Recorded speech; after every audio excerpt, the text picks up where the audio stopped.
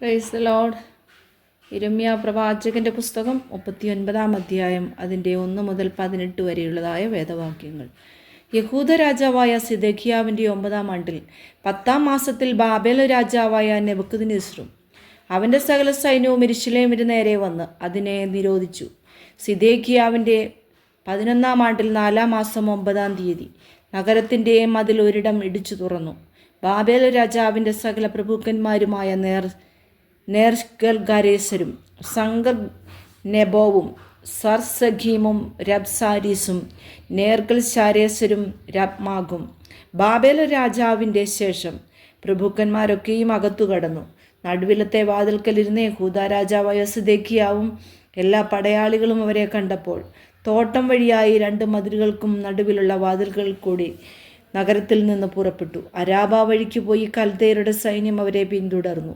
യെരിഹോ സമഭൂമിയിൽ വെച്ച് സിദെക്കീയാവോടൊപ്പം എത്തി അവനെ പിടിച്ചു ഹമാത്ത് ദേശത്തിലെ റിബ്ലായിൽ ബാബേൽ രാജാവായ നെബൂഖദ്നേസറിൻ്റെ അടുക്കൽ കൊണ്ടുചെന്നു.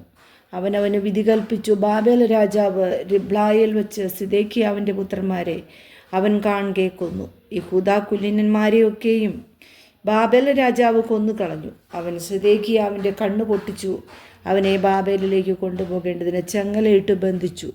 കൽദയർ രാജഗൃഹത്തെയും ജനത്തിൻ്റെ വീടുകളെയും തീവച്ച് ചുട്ടു.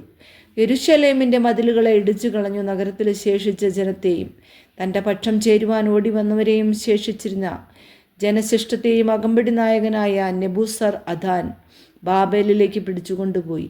ജനത്തിൽ ഒന്നുമില്ലാത്ത എളിയവരെ അകമ്പടി നായകനായ നെബൂസർ അദാൻ യഹൂദാദേശത്ത് പാർപ്പിച്ച് അവർക്ക് അന്ന് മുന്തിരിത്തോട്ടങ്ങളും നിലങ്ങളും കൊടുത്തു. യിരെമ്യാവെക്കുറിച്ച് ബാബേൽ രാജാവായ നെബൂഖദ്നേസർ അകമ്പടി നായകനായ നെബൂസർ അദാനോട്, നീ അവനെ വരുത്തി അവൻ്റെ മേൽ ദൃഷ്ടി വെച്ച് അവനോടൊരു ദോഷവും ചെയ്യാതെ അവൻ നിന്നോട് ആവശ്യപ്പെടുന്നതൊക്കെയും ചെയ്തു കൊടുക്ക എന്ന് കൽപ്പിച്ചിരുന്നു. അങ്ങനെ അകമ്പടി നായകനായ നെബൂസർ അദാനും നെബൂശാസ്ബാനും രബ്സാരീസും നേർഗൽശാരേസരും രബ്മാഗും ബാബേൽ രാജാവിൻ്റെ സകല പ്രഭുക്കന്മാരും കൂടെ ആളയച്ചു. യിരെമ്യാവെ കാവൽപുരമുറ്റത്തു നിന്ന് വരുത്തി അവനെ വീട്ടിലേക്ക് കൂട്ടിക്കൊണ്ടുപോകേണ്ടതിന് ശാഫാൻ്റെ മകനായ അഹീക്കാമിൻ്റെ മകനായ ഗദല്യാവെ ഏൽപ്പിച്ചു. അങ്ങനെ അവൻ ജനത്തിൻ്റെ ഇടയിൽ പാർത്തു. യിരെമ്യാവ് കാവൽപുരമുറ്റത്ത് അടയ്ക്കപ്പെട്ടിരുന്ന കാലത്ത് യഹോവയുടെ അരുളപ്പാട് അവനുണ്ടായതെന്തെന്നാൽ, നീ ചെന്ന് കുശ്യനായ ഏബദ് മേലെക്കിനോട് പറയേണ്ടത്, ഇസ്രായേലിൻ്റെ ദൈവമായ സൈന്യങ്ങളുടെ യഹോവ ഇപ്രകാരം അരുളി ചെയ്യുന്നു, ഞാൻ എൻ്റെ വചനങ്ങളെ ഈ നഗരത്തിന്മേൽ നന്മയ്ക്കല്ല തിന്മയ്ക്കത്രേ നിവർത്തിക്കും. അന്നു നീ കാണുക അവ നിവൃത്തിയാകും.